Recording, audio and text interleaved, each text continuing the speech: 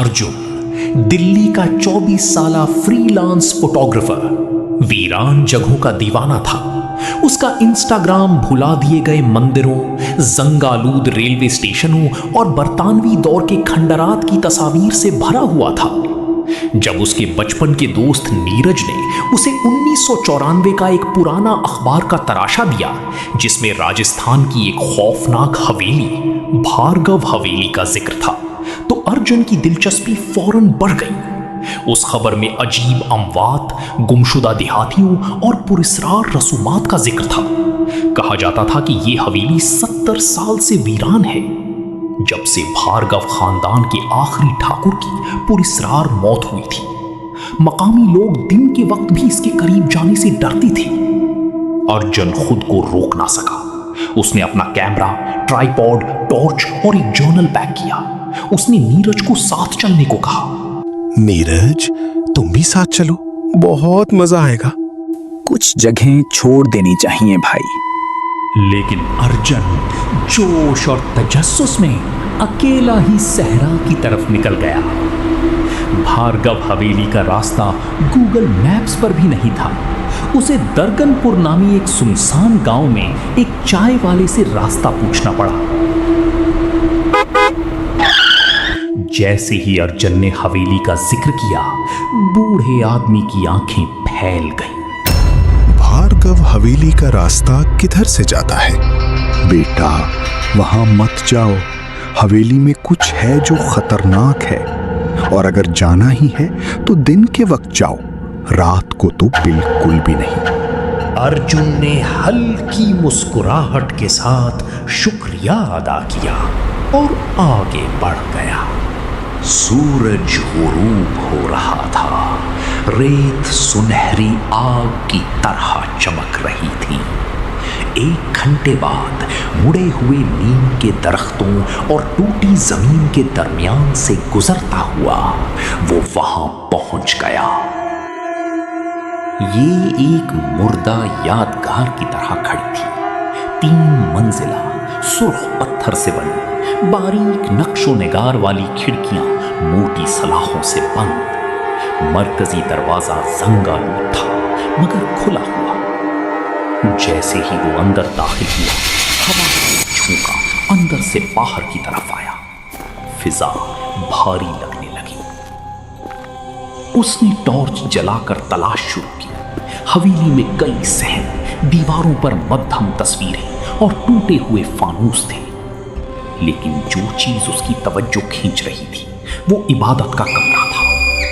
वो बिल्कुल वैसा ही था। दिए सजे हुए थे। दरमियान में मां काली का मुजस्समा खड़ा था जिस पर सूखा हुआ संदूर लगा था। अर्जुन ने तस्वीरें ली, नोट्स लिखे और आगे बढ़ा।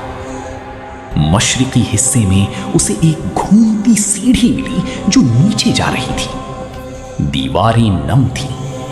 नीचे पहुंचकर उसने एक दरवाजा देखा, जंजीरों से बंद। उस पर एक त्रिशूल लगा हुआ था और दीवार पर खून जैसे सुर्ख रंग में लिखा था, यहां से आगे मौत का घर है, लौट जा।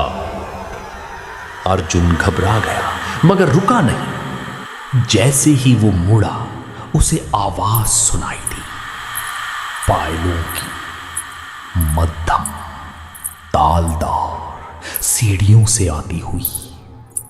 वो जम गया। वहां कोई नहीं था, लेकिन वो उसे महसूस कर सकता था, जैसे कोई औरत उसके गिर्द चक्कर लगा रही हो।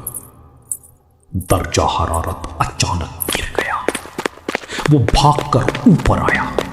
उसने फैसला किया कि वो रात अपनी जीप में गुजारेगा। उसने दरवाजे बंद किए, शीशे चढ़ाए और खुद को कंबल में लपेट लिया, लेकिन नींद नहीं आई। पूरी रात वो नर्म हंसी और पायलों की आवाज सुनता रहा जो जीप के गिर्द घूमती रही। रात 3:12 पर जीप खुद ब खुद स्टार्ट हो गई। हेडलाइट्स चिपकने लगी।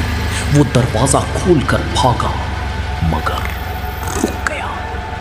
रियर व्यू मिरर में एक सुर्ख दुल्हन के जोड़े में आंखें सियाह, मुकम्मल सियाह, और उसकी मुस्कुराहट गैर फित्री हद तक फैली हुई।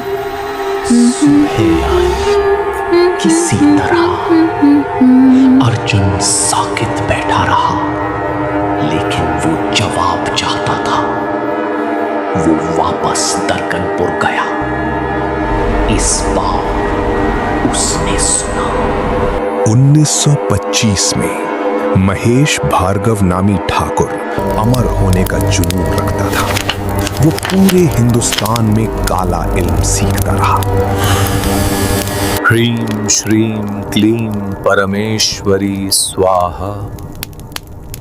फिर वो एक औरत देवी को साथ लाया, जिसे लोग चुड़ैल कहते थे। कहा जाता था कि वो इंसान नहीं थी, वो ज़ेरे ज़मीन कमरे में रसूमात करती थी। एक रात चीखें गूंजी। गांव वाले पहुंचे तो हवेली जल रही थी। ठाकुर का पूरा खानदान कत्ल हो चुका था। देवी गायब हो गई। सिर्फ उसका खून आलूद दुल्हन का जोड़ा रह गया। तब से जो भी रात वहां रुकता या मर जाता या पागल हो जाता। अर्जुन को एक अजीब कशिश महसूस हुई और वो दोबारा गया। इस बार सब कुछ बदल चुका था। दीवारें जैसे खून बहा रही थी, राहदारियां लंबी लग रही थी। वो दोबारा तहखाने गया। इस बार जंजीरें काट दी। दरवाजा खोला, अंधेरा।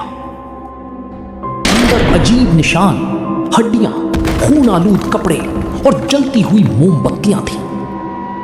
दरमियान में एक आईना था, काला, लंबा, टूटा हुआ।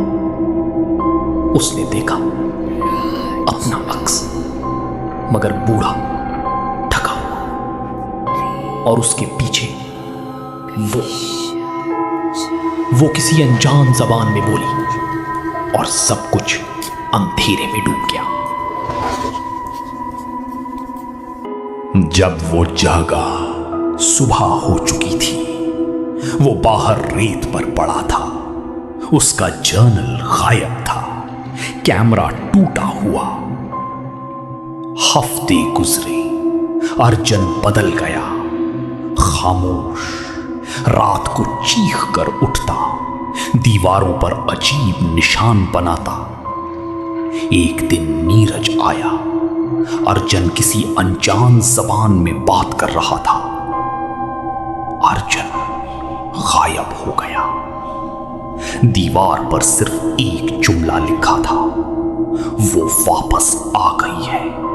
भार्गव हवेली अब खाली नहीं है। आज भी वो हवेली खड़ी है। लोग कहते हैं अब वहां एक मर्द के रोने और एक औरत के हंसने की आवाज आती है। कहते हैं भार्गव हवेली को अब एक नया रिहायशी मिल गया है और देवी अब अकेली नहीं है।